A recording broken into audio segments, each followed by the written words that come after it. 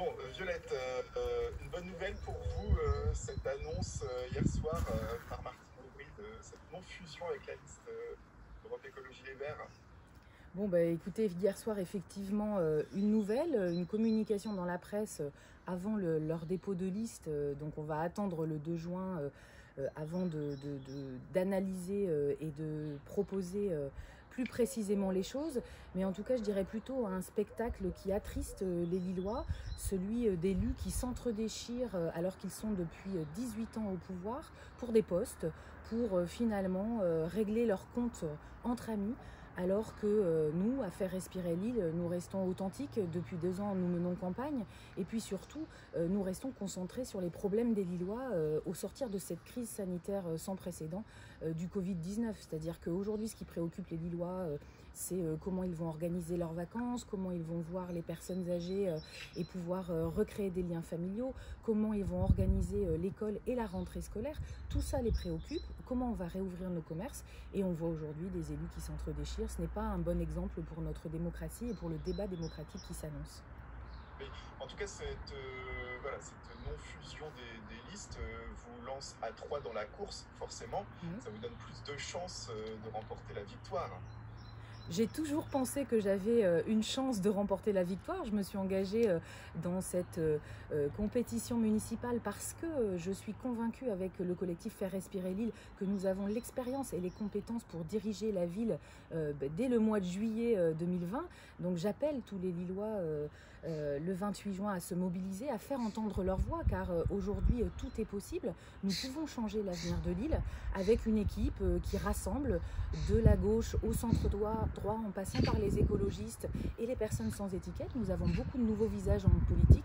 C'est une vraie occasion de renouveler l'avenir de notre ville. Et alors justement, dans son communiqué, Stéphane Bally affirme qu'il a toujours été clair sur les partenaires possibles pour élargir ce rassemblement. Est-ce que vous pensez en faire partie? Est-ce que vous lui ouvrez la porte, lui qui affirme que Martine Aubry la ferme? Nous avons déposé nos listes vendredi après-midi. Nous sommes la première liste à Lille à avoir déposé la liste Faire Respirer l'Île, l'homme et Hélène, car je n'oublie pas nos communes associées, parce que nous avons tendu la main à Europe Écologie Les Verts, qui l'a rejeté, alors que nous avons beaucoup de points communs sur les sujets de l'écologie, du transport, de la nature en ville. Donc aujourd'hui, les choses sont claires. Ils sont dans des postures politiciennes plus que dans l'action concrète au service des Lillois. Moi, vous savez, déjà depuis plusieurs jours, depuis le déconfinement, je suis sur le terrain avec mon équipe. Nous rencontrons les Lillois, ils nous parlent. Hier, on était à Lille Sud. Ce matin, je vais à Fives. Donc, continuons à dialoguer avec eux, car je vous assure que cette crise, elle a creusé les inégalités dans notre ville, dans nos quartiers. Beaucoup de gens souffrent, beaucoup de gens ont vu pendant cette période de confinement leur situation se dégrader, soit familiale, soit dans leur logement, soit pour leur emploi. Et il y a beaucoup d'inquiétudes. Il faut qu'on soit aux côtés des Lillois pour les servir. Moi, c'est ça qui me préoccupe dans cette campagne et pas les petits jeux politiciens à l'ancienne. Voilà, et justement, comme vous le disiez, est-ce que c'est la fin d'une ère à Lille? Est-ce que ça ouvre peut-être de nouvelles perspectives, cette déchirure? Restons positifs et puis restons avec ce qu'il fait l'essence de notre ville. Nous sommes une ville de créativité, d'avenir, d'enthousiasme. Même si certains d'entre nous souffrent, nous avons de l'énergie pour nous battre. Donc ensemble, nous pouvons changer l'avenir de cette ville. Et je le redis, il faut que les Lillois fassent entendre leur voix le 28 juin. Vous appelez peut-être les électeurs écologistes à vous rejoindre peut-être suite à un petit peu toujours ce divorce? Alors je m'exprimerai plus longuement après le dépôt des listes.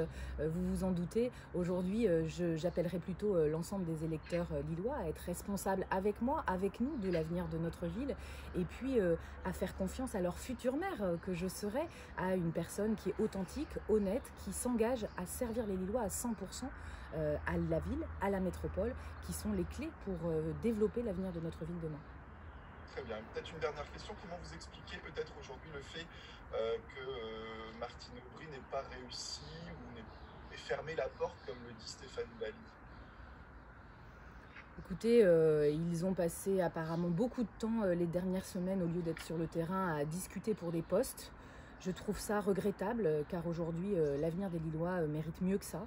Nous sommes aujourd'hui la seule liste à pouvoir incarner ce vrai changement alors qu'ils sont ensemble depuis 18 ans à jouer ces jeux de rôle qui finalement n'aboutissent pas à un bilan positif pour la ville.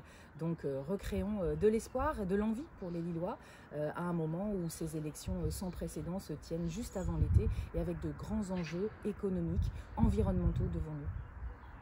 Eh bien, parfait. Bah, écoutez, merci beaucoup, Violette Spinouille, d'avoir répondu Merci à mes Xavier. questions. Bonne journée, au revoir. Merci, au revoir.